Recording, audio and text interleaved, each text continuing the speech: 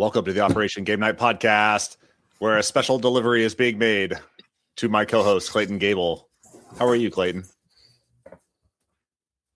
Muted myself. He told me my audio wasn't good, so yeah, we're off to a great start here. I'm doing great. Mary just delivered me a whiskey and water, the meal of champions. So, what type of whiskey are you drinking? Couldn't tell you. Great. I didn't specify, so this could be, what do they call it? A plastic bottle. Yep. Yeah. Plastic bottle whiskey. American special whiskey. Yeah. Awesome. Well, from ambiguous brown liquids to our other co-host, Tiff. How you doing, Tiff? Hello. I'm back. You're back. We just couldn't get enough from our first conversation. So you are back for another episode as we approach episode 100 of the Operation Game Night podcast. We want to have all of our friends on to talk board games. So thank you for joining us again. We are honored. And last but not least, another special guest, Michael from Barron Plays Board Games. How's it going? Good. Yeah, glad to be back on as well. We are happy to have Tiffany. Yes. It's good to have multiple guests and fans of the podcast. So thank you for joining us.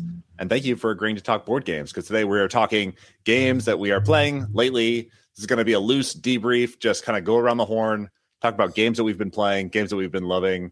Tiff, you talked new games to you this year, but I know that you are constantly playing games, and that list is just constantly running. So, Mike, I know the same for you. You are playing lots of games, and we are living vicariously through you two.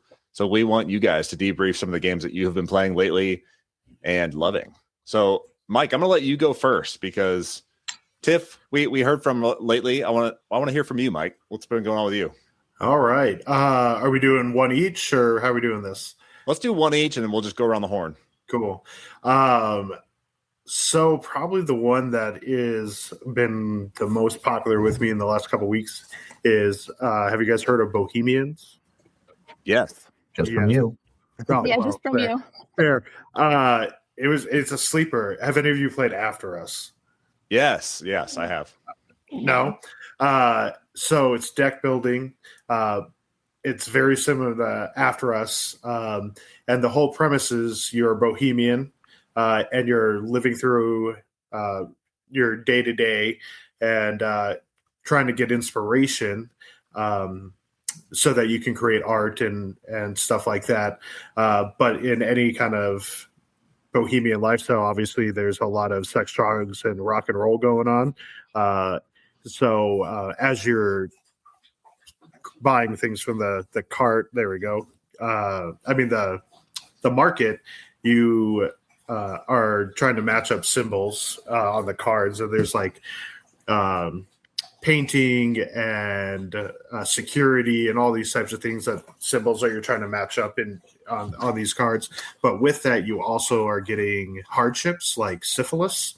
And with that, I like how your eyes like brightened up or their play. And they really affect how you're playing the game. But this has been a lot of fun. I despised After Us, and this is really basically the same exact game with a much more entertaining theme than what's that movie with the apes? Planet of the Apes. It's basically like After Us is Planet of the Apes, and like they've taken over the world. This is totally different in theme, but exact same gameplay. But this is really a lot of fun, except for when you're telling your girlfriend that you have to spread syphilis. She thought that was a little weird because it keeps spreading. It's the gift that keeps on giving. You feel like the theme is better integrated in this one than it was in After Us, because like After Us, it was kind of painted on, like the art was beautiful, the paintings of the chimps and like the decaying old civilization is really cool and really striking, but you're like trading batteries and weird crap that you find around. So it gets rid of all the like resources. Okay. And it's just when you match up those symbols, like the batteries and like what is it, the seeds and stuff. Now it is just 4 symbols matching up, as every completed symbol is a inspiration. that you buy new cards with. So it just integrates a lot better, and it thematically makes more sense. Awesome. I have not heard of this one, but I am interested. Are there other STDs besides syphilis? That's the only STD, but you have what is it? Hysteria, madness, claustrophobia. I mean, not claustrophobia. What's the one? Agoraphobia. Okay. There's a ton of them, and there's really no limit. Like you could keep drawing because you draw 4 cards to fill out your week. But if you pull any hardship cards or muse cards, you keep pulling them until you get 4 regular cards. Okay. So I'm playing online with Korean Meeple, Mike from Korean Meeple. Nice. And I think I had 13 hardship cards. So it was just hardship after hardship. I'm not going to win that game. So yeah, it's a good one though. You think it's more like luck driven, like it's just the hand that you're dealt, or do you think that there's like decision spaces to navigate around those hardships? There is decisions because you have to spend all your points each round. Okay. So if you don't, you can either buy stuff from the market with your points, or there's a Adelaide board that you collect points that you can do some special one-time abilities like discard a hardship card and stuff like that. So really, it's about planning what cards you buy, and how to use those points. Because you can get rid of some of these hardship cards if you don't get stuck in the syphilis circle. So nice. That sounds cool. I'll have to check that one out. You said it's online? It's on BGA, so we can get that going. Beautiful. I would love to give that a try. Tiff. Yeah, he posted on his story something about syphilis. I was like, I'm assuming this is part of the game. Nope. Tiff, what do you got? What game have you been playing? Just recently, I got my Flamecraft Duels from Kickstarter coming. Nice. If you don't like Flamecraft, then give this one a go. It comes in this cool little box, and you store everything in it. It's like a little briefcase, and it just flips open into the board. That's incredible. I love that. Yeah, it's very simple. You're just pulling little dragon tiles out of the bag and placing them on the board, and they each have their own little power, just like regular Flamecraft. So you got to kind of finagle them to like fill out your little order cards, like, and it's like color coded. So you need like a red, blue. So you have to move them around to try to complete your orders for that one. What do you think, Mike? Might be. There we go. Another game that I bounced off of pretty hard was Flamecraft. But this is actually a lot of fun. Very abstract. Like a puzzle. Yeah, and you're just filling contracts. And I actually tried the solo mode. I did not try this one. Way more challenging than you would think because you have to complete a contract every turn. If not, you automatically lose. And you have 3 coins to like buy an extra turn. But once those are gone, you lose. So yeah, it's good though. I really liked it.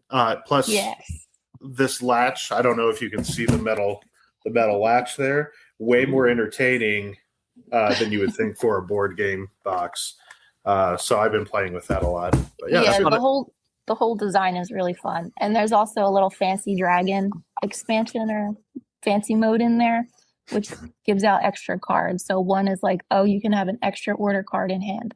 Another one's like, spend a coin, and if you flip it and it's heads or tails, you discard the coin. And if you have coins at the end, you don't get any points. So that's just a little extra, like, added depth to the game. Yeah, that's cool. They have like a little bit of replayability in there for something that's pared down and a little more simplified than the main Flamecraft series. That's great. I'm so upset right now because I went like a good boy to the game store and I was like, I'm just going here to look for Christmas gifts, as if I have a ton of people that want Christmas gifts from the game store. And I saw them unloading a shipment of this game there. And I was like, you know what? I told myself I was coming to the game store to get things for other people. I don't need this right now. And then I like the next day I saw both of you guys like posting about this game, and I was like, jeez, I should have got it. I'm so out of the loop right now. But yes, I did not love Flamecraft, the OG, and this has such a cool vibe, and I'm digging it. So I'm probably gonna get it Christmas money. I love Flamecraft though, and Amanda Lee will back me up. Oh yeah, yeah. I do like it. Fan. But it is different. Yeah. If it's sold out, Clay, Tanuki Games, that's where I got mine. That's where you told me to get Viking Seesaw from. Mm-hmm. Apparently that link got spread around because I did not know that you got that link from Mike, and then you sent it to me. And man, Mike you need to get some kickback on those sales because I don't know if I had ever purchased anything from Tanuki Games, but that's a hot buy. With just a random throw out, the board game homies, they talk about Tanuki, and that's the only reason I heard about them. Oh, okay. All right. Oh, one of the board game homies, they lived in Fishtown, and that's where I grew up. Oh, nice. Right outside of Shout out to Philly. Yep, Shout out to the homies. Maybe we should do a crossover with the homies. I mean, if you guys like the homies, maybe we get along. Yeah. Yeah. Should hit them up. Awesome. Yeah. Clay, what have you been playing? Well, this isn't going to get us any traffic, but I have been loving. Travis, you sent me this game. You didn't like it. Penguin Party. Oh yeah, just a light little card game from our man Dr. Knizia. I pulled it out the other day. I was like, I haven't played this in a while. I played with the kids. We had a good time, and then my sister and brother-in-law were over. We played it. Then they came over another time. They wanted to play it again. And every time I play it, I'm like, okay, I see a little more to this than meets the eye, you know? And you start getting mean with it. Essentially, you're building a pyramid of penguins. And the bottom row is 8 penguins. There's like 4 or 5 different colors of penguins. And then once you get like a little base established, then when you build up, the only rule is the penguin you stack has to meet one of the 2 colors of the ones you stacked on top of. So, oh my God, that cat! I thought the cat was in my house. That threw me. Okay, so if I got a blue and a red penguin and I put a penguin on top of those 2, it's got to be blue or red. Only rule. But then there's these fun ways, like if I'm out of blue cards, I can find a spot where blue might be single string, and I can cut it off by, putting the pair of it on top instead of a blue. And then people get stuck with the blues in their hand. And so it's so quick. Around it, it's like 5 minutes, and you play a few rounds and see who has the most points at the end. But I've been loving that as a quick little filler game. So I don't know if it's still out there. I got the one Travis had from 25th Century, but a great little pickup. Okay, cool. Yeah, can't go wrong, in my opinion, to just introduce to people that might only know Uno. Just, hey, here's a fun card game. Yeah. And then watch their mind get blown. My sister's like, I don't see how this is a game. Like, we're obviously just going to get rid of all of our cards. And then it comes to the end, and you're like, oh no, where do I put my red cards? All the reds are covered up now. And so it's just, it is what it is, and it does it well. Yeah, it's not that I did not like this game. It's just that primarily I play 2-player games, and 2 players is not the correct way to play this. Yeah, I could have held on to it forever. The box is super small. Yeah, but also if I'm only going to play it 2 players, it's probably not the correct way to play, and it's not quite as fun with 2 players because by the time, like in a 4-player game, by the time it gets back to you, you might be severely limited by the choices that you can make, and you're just trying to make the least bad choice you can, or like the kind of take that, like I'm going to cut off your lifeline because I think that you have a bunch of blue penguins or whatever. But in 2 players, I know exactly what the other person has. Yeah. And so it's kind of like you just go back and forth, and it's like the game kind of plays itself. So I was happy to offload it to you, Clay. Yeah. Well, thank you. I appreciate it. I will take your cast offs anytime, Travis. Perfect. Tiff, back to you. Oh, me again? Yeah. Okay. I want to talk about my friends at SeaCal Board Games. Their game Flock Together. It's a co-op. You're basically playing as chickens, trying to defend off the predators until it comes winter time. We have like a love-hate relationship with this game because it's really tough to like actually beat. Like we love it, but it's really hard. Like you can pull, they're called weather cards. Like every round you're pulling a weather card and you think you're doing good. And these weather cards will just like throw a wrench in your whole strategy. So you're just going around the board, fighting off predators. You're leveling up your little chickens. You're like catching these little grubs. They can give you like little bonuses, little hearts. And they all have, the chickens all have punny names. I wish I could think of one right now. Like Princess Leia, like all chicken related. But it's just really fun. It's really fun and really tough. Yes. What kind of predators? Because this is hitting home to me. These chickens are defending themselves. Because my sister's got a chicken coop of like 15 chickens. And there's a hawk that keeps coming and massacring these chickens. So maybe she could learn something from this game about how to save her chickens. I did forget to mention that the predators level up. If you do not kill them, they level up every round. Okay. And they get significantly harder to beat. All right, so I'm pulling one out. Cleopatra. Oh, I love that. yes. That's great. So, like, this predator dodges attacks if you roll a 5 or a 6. And they're just really tough to beat. But at its core, it's like a worker placement game. Yeah, there's not very many spots on the board. But you can only like attack the predator if you're on its spot. Sometimes you can't leave like the circle. You have to go back to that circle in the center to like re-eat so you can regain your health. It's a very large board, but there's only a few spots on the board that you can actually go to, but it's really tricky, but really fun. I really like that, the little plastic eggs. Yes. And the chicken dice. I don't know if you can see the chicken dice. So cute. Oh. That's those are dice? Those are, there's like 1,000 of them. Where am I? Oh my goodness. Listener, we are zoomed in on. There we go. Oh, they have like little like feathers and stuff on them. Yeah, like the two's little feet. That's cool. That's cute. Yeah, I just had to talk about that game because it's really fun. Something we really enjoy. Like if you want a tough like co-op, that's the one to choose. Okay. I like it. I haven't seen this anywhere. Is it hard? Can you find this? Is it on Tanuki? No, I'll play. I'll play. Okay, Yeah. dang. All right. I think you can get it. Yeah. And they have an expansion, which adds like new predators and new chickens. Okay. Kind of I know looks like Glassworks. I think it's the same artist. Oh, is it? Yeah. Andrew Bosley, my bestie. Oh, that's your bestie? Hey. Tiff, are you primarily playing this 2-player? Yes. Most of the games I play is 2-player. Okay. Unless we're lucky and our neighbor can come and join. Yeah.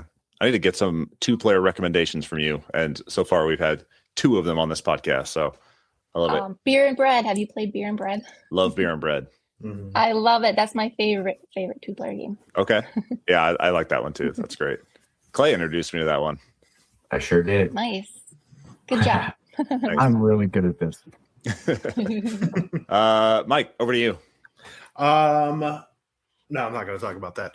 I was going to go off on Gazebo again. But another one that we've been playing, and I've actually got to play it at several player counts now, is Santa's Workshop. That is, I know Tiffany was just playing it too. Is that Bosley too, Art? Yes. Yeah, Yes, it's it is. another Andrew Bosley art. Yeah, it's everywhere. It's actually was a Grail game since like the beginning.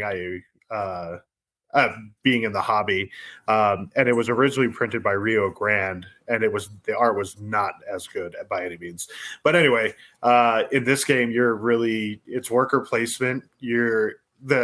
I love reading good backstories to games, but basically you're running a crew of elves, and whoever produces the most toys for before Christmas gets to go on like a Caribbean vacation with Santa. Nice. That's the reward. And there's two sides to this. I've never played the family-friendly side. I've just done the advanced side. And then what did you call him? Friend of the podcast, Paul Solomon, says that the family side is the better side to play. And I think Tiff agrees. I've only played family, so yeah. But either side, I'm sure, is great. But we've loved this. We played it, Riley and I, and then I actually took it to a board game night with my ex-boss that I used to play Catan with, and his wife, and we played it, and it was a lot of fun. It is definitely one of my favorite games this year. It's very Christmas themed. It's great. Everything about it. It's kind of an underrepresented theme in board games, is like the Christmas season, the holiday season. Lots of like Halloween games, but not a whole lot of Christmas games. Really, I was going to say this Christmas Nana at Tompton, and I may have intoxicatedly ordered a game called Krampusnacht that I forgot I ordered, or where I ordered, or even how I heard about it. But those are the only Christmas games I've really seen. Yeah, that's great. I've seen more Tiff, games like that. I've seen Tiff playing some. You've got like a holiday jangle or something, jingle jungle. I don't know what I've seen you post. Holly Jolly. Yeah. Yeah, there's a lot of card games for Christmas. Grinch Flip 7. Yeah, Yes. that's a new one. There you go. That's But like Christmas definitely game off, underrated. but Underrepresented, not underrated. I hear dogs. Oh, that's Eleanor, who woke up from her nap, and that's what you're seeing this. I was going to say. Clay, over to you. Travis, don't you want to say anything? Have you not been playing games? What you got going on in your life? Why I'm aren't living you... vicariously through you three, so just tell me about all the games. Okay, we're going with another Knizia game, another oldie, Medici. I talked a little smack on this game, and I think it was the episode 5. And I think it was when we were talking about production, maybe. But this game, it's one of the earlier versions of it, and it just looks horrendous. It's just got this really grouchy looking guy on the cover, and it is a Knizia auction game. It is fairly simple. It kind of feels like Raw a little bit, but it's slightly different enough that I'm glad I have it. Essentially, you have 5 different goods you're messing with, and you have this big bag of tiles that have all the goods in them. And on your turn, you're pulling out 1, 2, or 3 tiles to determine what gets auctioned off that time. So just like in Raw, you start an auction for the whole lot of tiles that you decide to pull out. So if I'm starting the auction, I can just pull out 1 and then start the auction. And it's a one surround bid, and then I get to go last. And at the end of the round, every person can have 5 tiles. So you're trying to collect the right 5 tiles at the end of the round. Essentially, the ways you score are having the highest value of tiles. So each good can go from like 0 to 5 in value. And then, if I have 3 5s and a 4, I'll probably have a higher total value than anybody else at the table. And then you get like plus 30 points.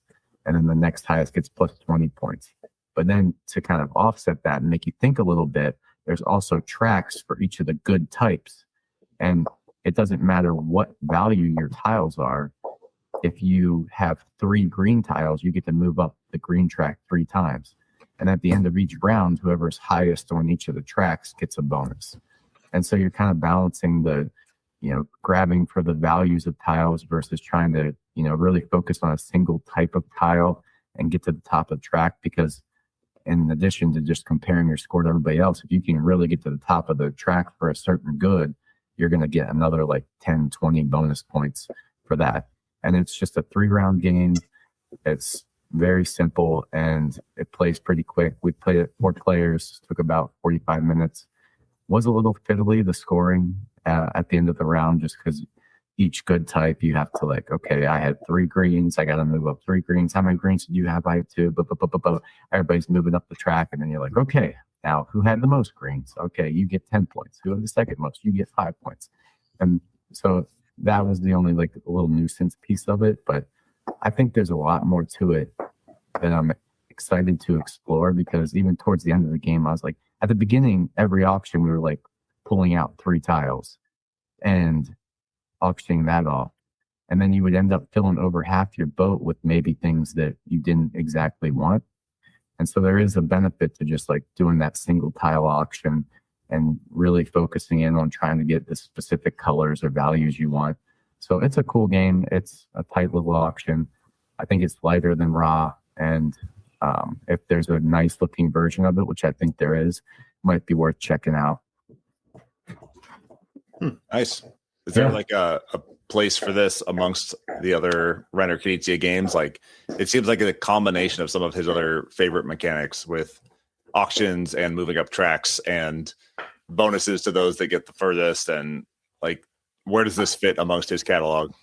I think there's a place for this. I think this is like a good gateway auction game. Not that Ra's like too much, but you have to explain a lot of different tiles and scoring situations. And this is just like, hey, you want to have the highest value of stuff on your ship at the end of the round, and you also want to try and focus on getting a single color up the track, or 2 colors up 2 tracks.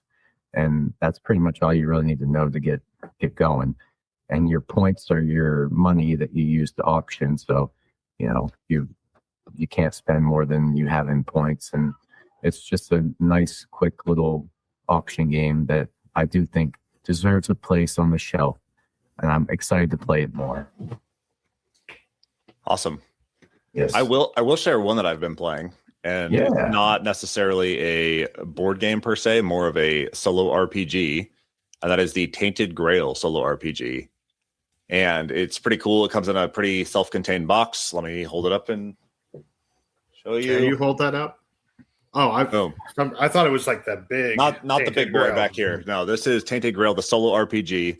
And it comes with 2 books in here. One is like a journal that you can like keep track of your character and stuff. The other one is the rule book, and it's got like a nice map in here and everything. Self-contained, super easy to get into.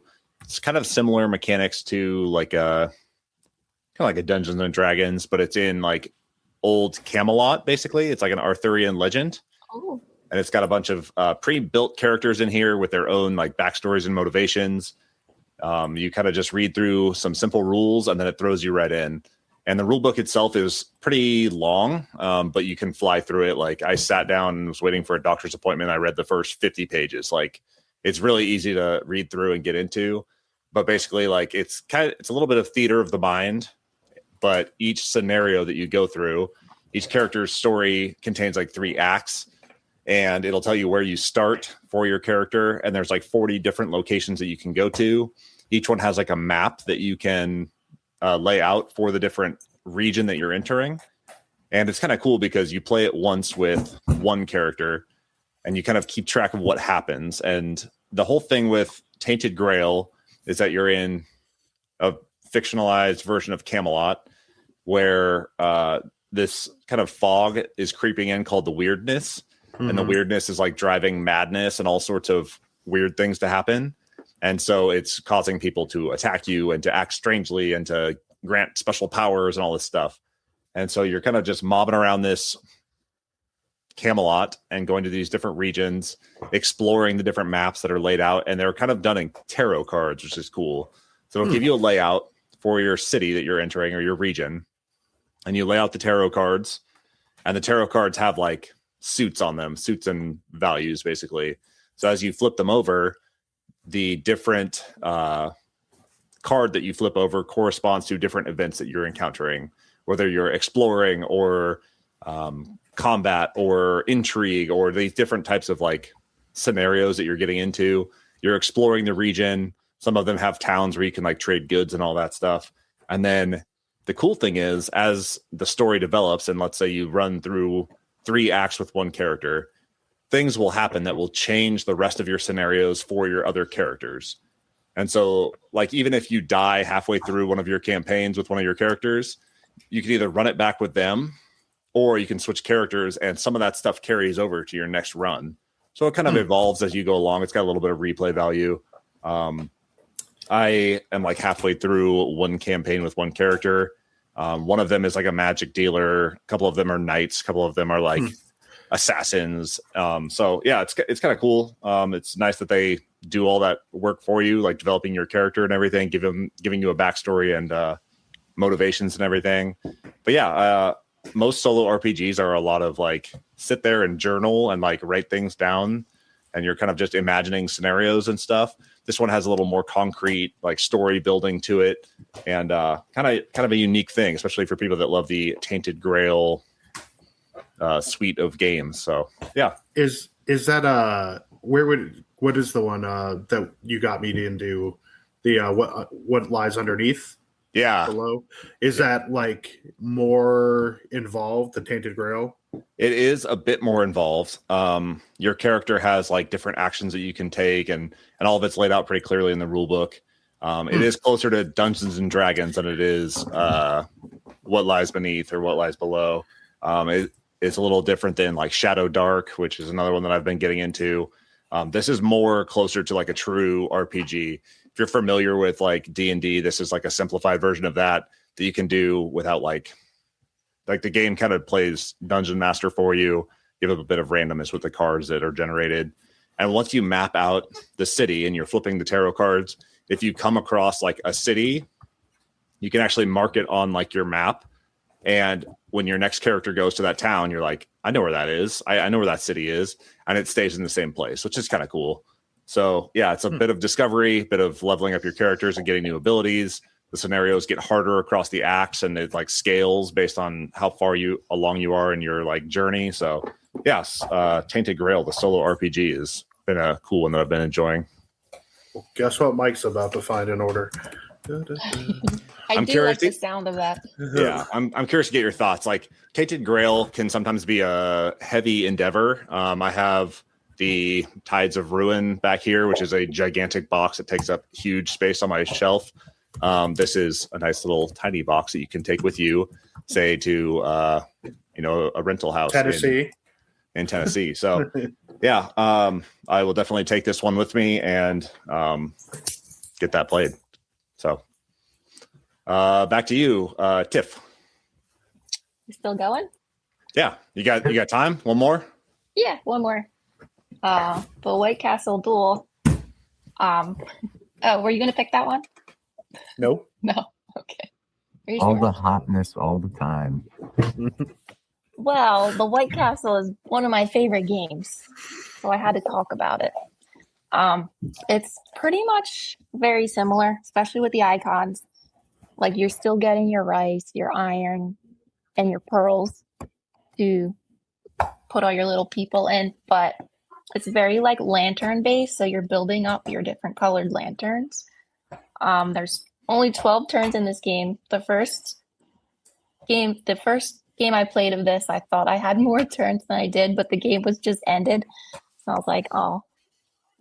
But you're just placing your little lantern around. You're getting your lantern rewards, and how you score points in this one is based off of cards that you have in your tableau that are flipped with certain symbols. There's like flags, swords. So you want to put your little marker instead of putting your people on the bridges and like in the fields and in the castle, like in the regular one, you're putting them in little different areas that are going to score you points based off of how many symbols that you have. So if you don't like the White Castle, you might not like this one, because I feel like this one is even harder. Tight. Very tight and even harder than like regular White Castle, but it's still as fun because I like the White Castle. So this one's just as fun. It's just a little harder. And it ends very quickly. Mm-hmm. Well, I can appreciate no 3D castles that you have to build, because I built those in my copy of White Castle, and it stresses me out every time I. Oh yeah, I'm sorry. The bridges that you build, because every time I put them in the box, it stresses me out that I'm going to break those things and never be able to play properly. I just need some 3D printed bridges. That's what I need. Mm-hmm. Yes. Nice. So you place your lanterns. That's the first round, and then the second round you're taking them back, and then you get to do that colored lantern and that action again. And that's where I was thrown off. I was like, what do you mean we don't get to place them again? It's just over. And you don't have to pull your own back. You pull any of them back. Any color that you want. That's interesting. Mm-hmm. Nice. But I like the White Castle because there's just so many things you can just combo. Yeah. What's your opinion on the matcha expansion for White Castle? I enjoy it, but I think it's not needed. But I mean, it just adds in like an extra little tea room. Yeah. So it's not needed, but I enjoy it. Yeah. I found that the integration of the matcha expansion was an interesting choice for that type of game. Like, usually with worker placements, you have like way more spaces. That one adds like just a tiny little tea room, and I don't know. I'm kind of torn. I've heard like mixed reviews on the matcha expansion, but I was curious to hear your thoughts as a fan of the original. Yeah, when we do add in the matcha, I feel like I don't tend to go into the tea room. Yeah. Like the base game's so solid. I mean, you don't really need it. Yeah, it's pretty tight. And they had one of the coolest setups because this game, not this one, but the White Castle main game was airing at or being published the year of the Essen that I went to, and they had a phenomenal setup that was so cool. You walked in like the main hall, and they had this huge White Castle display. They had like a snowy bridge that you could like climb up on and take pictures on. It was pretty cool. Oh, that's cool. Yeah. Mike, over to you. Well, since Tiffany stole mine, we're gonna go with probably one of, and Vantage obviously is probably my game of the year. That's probably not changed. I did my top 25 of all time, and it's number 3. But something that is very, very close this year is Come Sail Away. Come Sail Away. Yes. Have you guys heard of this? I played it for the first time last month, and I loved it. It is, it's a Mancala by Sasu and Sashi, and you're basically building out your ship. And there's 12 tiles and rooms that you're filling out, and basically you have these cards that you see there, and you can take the color meeples of those cards, and you're trying to basically put them in their rooms to complete rooms and cabins or lounges and stuff like that. But you have to go in order from either left or right. So like on the top card there, you have red, green, blue, black. So as you play them, you have to actually put them, kind of plan out how you're doing it, because you can only go through doorways. It is the most simplistic strategic game I've played in a long time. It's very, very satisfying to like lay out 4 people in a pattern where you don't end up with disgruntled guests, which is basically if you can't place it in a room that matches the color, they become disgruntled. It's, I don't want to say point salad-y, but yeah, it's all you're doing is trying to place it and capitalize on the points. It is so much fun. Also one of Riley's favorite games that she continues to ask for and likes to play. So never hurts. I asked for it for Christmas. Nice Christmas list game. It is so. Yeah, I don't know why it is so entertaining and fun for something that is so simple. I don't like Mancala, but this is fun. Can you find this on Tanuki? No, I got that on Amazon actually. Oh, really? Yeah. It's my least favorite part of taking a cruise is when they shuffle all the guests around trying to get you in the right room. You end up in a room with people that you don't know, and then you have to do a Mancala down the hall. I hate that. Yeah, it's. I've never been on a cruise due to my fears. Don't laugh. I have a fear of whales. He's coming for you. He's coming for you. So I've never been on a cruise, but yeah, I can imagine that would not be fun. It's not on Amazon, so I'm going to need you to send me a link to where I can buy this because it sounds awesome.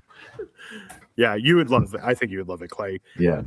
Plus, I was just telling him before, like you've kind of tainted me, and all I want to play is these lighthearted, easy games lately. Dude, it's just what's of the now, you know. Mike, did you play the Mad Kalla, the Wonderlands War? I did. I like it, but I feel like if I'm going to play that type of game, I'm going to play Wonderlands War. Yeah. Like that's the superior version. Yes, agree. Are you planning on getting Wonderlands War Duel?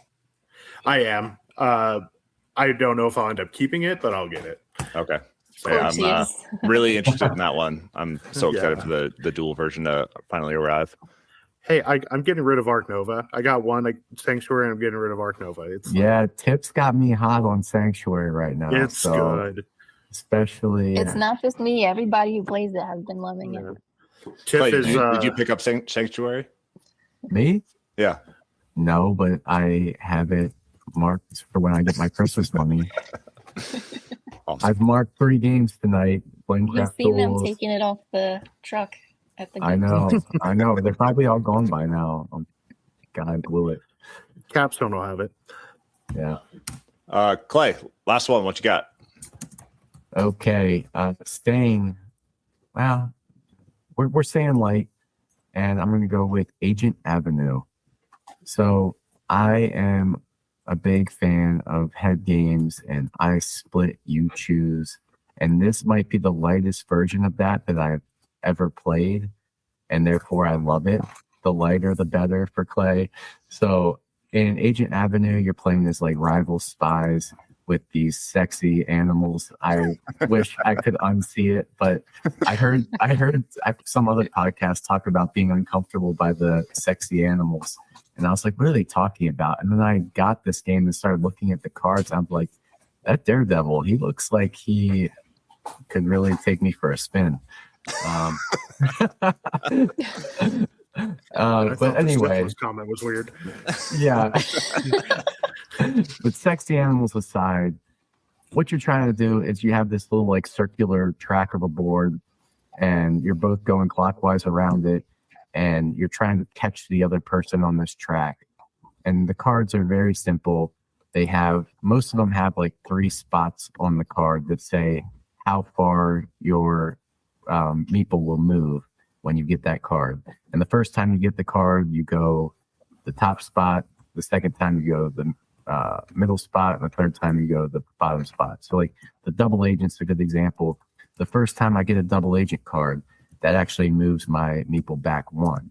The second time I get that double agent card, I go 6, which covers a ton of ground in Agent Avenue and can, really get you caught up. But then the third time you get a double agent, you go back again. And so on your turns, you have a hand of 4 cards, and you put 1 face down, 1 face up, and you present that to your opponent, and they have to decide whether they want to take the 1 face up or face down. Do they trust that you've given them a fair choice face up, or what are you hiding under there? Who knows? Because there's also these code breaker cards, and if you collect 3 code breakers, you automatically win. And then there's daredevils that if you get 3 of those, you automatically lose. So when you get to a point where you have like 2 daredevils or 2 code breakers, it gets a little scary to take a face down card, because you're like, they could have, they might put a really nice one face up, or they might put a bad one face up, like the saboteur, and you're not wanting to take that. But underneath the face down one might be the mole, and that's even worse. So I just love the head games of this, and it literally can take less than 5 minutes. I've won this game in like 2 turns before, and you just run it right back, and it's so easy to set up. I play with the kids, I play with the wife, I play with the neighbor, I play with everybody, and it's just so fast and easy to explain. My son loves it so much. Little neighbor girl was over the other day, and they were playing, and I caught him downstairs doing unspeakable things with her, teaching her a board game. And this was the game he was showing her. He was teaching her how to play Agent Avenue. That's the proudest moment I ever had. I was like, man, my son gets it now. He's showing this girl the light. But yeah, I love this. If Makoji's just a little too thinky, this is the 2-player I split you choose game for me. Nice. Have you tried Tussie Mussy? That's like my go-to. I cut you. I have not played that in a long time. How is it with 2? It's good. I like it Yeah. so long. It's great. Okay, Yeah. nice. And they have- I don't have it. They have a button shy version, and then they have a big box that has all the expansions and stuff. But yeah, Tussie Mussy is great. That's the one that I briefed probably a year ago about like giving bouquets of flowers to one another. Yeah, that one's great. And I think that one's Elizabeth Hargrave. Yep. Yeah. Yeah. Nice. Mike, Tiff, what do you think about these sexy animals? Thoughts? Well, I think that one has syphilis. I think she's cute. I can't. I don't see sexy. I don't see The mole man's not doing it for me. No, look at the mole man. He's even putting up some vibes to me, you know? There's a vibe. I don't think it's sexy. No? No. They definitely went for like a Zootopia look with these animals. And there's plenty of games with anthropomorphized animals, and this is like they went for a very specific vibe and a very specific audience with this one. Yeah, the Daredevil was giving me Henry Cavill vibes, I guess. Okay. Oh yeah, I see it. Yeah. Like where he's like, talks to yeah, yeah. And he also like grows a button on his shirt and like grows a beard Yeah. between frames. Have you guys played this? Yes, I own it. I actually found it for $3 at a thrift store about a year ago. Wow. Yeah. Nice.